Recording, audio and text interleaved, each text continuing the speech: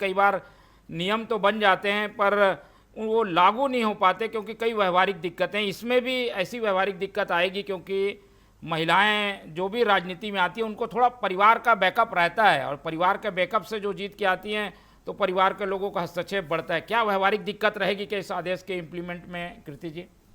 सबसे पहले सभी दर्शकों को मेरा नमस्कार और पैनलिस्ट को भी मेरा नमस्कार। जैसा कि अभी पूर्व में शताब्दी दीदी ने बहुत सारी चीज़ें राजनीतिक स्तर पर उन्होंने अपना पक्ष रखा। उन्होंने जो राजपत्र में जो सूचना जारी हुई है उसको उन्होंने विस्तार से समझाया। लेकिन एक व्यक्तिगत रूप से एक महिला होने के नाते मैं ये समझती हूँ कि यदि एक महिला रसोई संभाल सकती है, घर संभाल सकती है, बच्चा संभाल सकती है, परिवार संभाल सकती है, तो वो निश्चित रूप से इतनी सक्षम है कि वो अपने क्षेत्र के, अपनी जनता की समस्याओं को भी सुन सकती है और उसे संभाल सकती है। मुझे नहीं लगता कि इन सब चीज़ों में उसे अपने परिवार की, अपने पति की या किसी रिश्तेदार की ज़रूरत है, क्योंकि इसका मुख्य उद्देश्य जो था, जहाँ तक मैं जानती हूँ कि पॉलिटिकल क्षेत्र में महिलाओं की जो भागीदारी है वो बहुत कम है और इसलिए महिलाओं को आगे लाया गया, इसलिए उन्हें उस क्षेत्र के लिए वो चेहरा बनाया गया कि महिलाएं आगे आए। अगर उसी क्षेत्र में अगर ये बातें होने लगेगी कि महिला के परिवार, रिश्तेदार, पति ये भौकाल बनकर उड़ रहे हैं या इनका दमखम ज़्यादा दिख रहा है, तो कहीं ना कहीं उस महिला की क्षमता पर,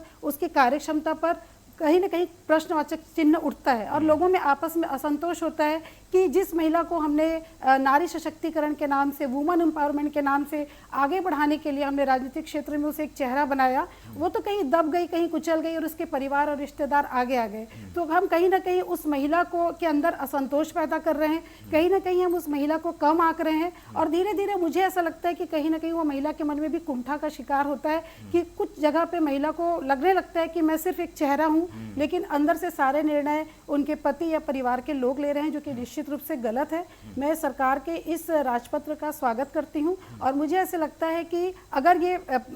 आ जाता है, मूल रूप से अगर हम इसको पालन करने लग जाएंगे तो वास्तव में जो हमारी जो मूल अवधारणा है कि नारी सशक्तिकरण हो, नारी भी पॉलिटिकल क्षेत्र में अपनी एक पहचान बनाए, वो तभी होगा जब हम इसको फिजिकली इसको इम्प्लीमेंट कर पाएंगे। और ये सही है कि ये असंतोष तो लोगों के मन में है, आम जनता भी ये देखती है कि उनके क्षेत्र में जिस चेहरे को चुना गया है उसकी जगह पर उसके परिवार वालों का दखल अंदाजी ज्यादा है, तो इसके आने से ये पर एक सहारे के रूप में सामाजिक, क्योंकि हमारा ढांचा कुछ ऐसा है जिसमें परिवार के लोगों का सहयोग मिलता है। अब पति है, सहयोगी बन गया और सामने हैं, तो क्या ये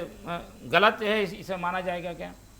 मोहन जी, जो महिला खेत में काम कर सकती है, मजदूरी कर सकती है और फाइटर प्लेन उड़ा सकती है, कॉलेजेस में पढ़ा सकती है, डॉक्टर की भूमिका निभा रही है, तो ये तो सेवा का क्षेत्र है। यहाँ पे तो आपको सीधा अपनी जनता से संवाद करना है, अपने जनता की समस्या सुनना है, उनका निराकरण करना है। तो मुझे नहीं लगता कि हमारे देश की महिला को किसी भी प्रकार की इस तरीके की भी सहयोग की जरूरत। हाँ, आंतरिक रूप से आप उसका सहायता कर सकते हैं, उसको उसकी क्षमता को बढ़ा सकते हैं, उसके कॉन्फिडेंस को बढ़ाइए। अगर आप उसके परिवार के सदस्य हैं तो उसके आत्मविश्वास को बढ़ाइए, ना कि उसके क्षेत्र में अनावश्यक आप दखल अंदाजी करें। तो निश्चित रूप से वो आंतरिक रूप से आप बढ़ाएं अगर आप परिवार के सदस्य हैं तो, पर परोक्ष रूप से आपको उसमें भागीदारी नहीं निभानी चाहिए, ऐसा मैं मानती हूँ।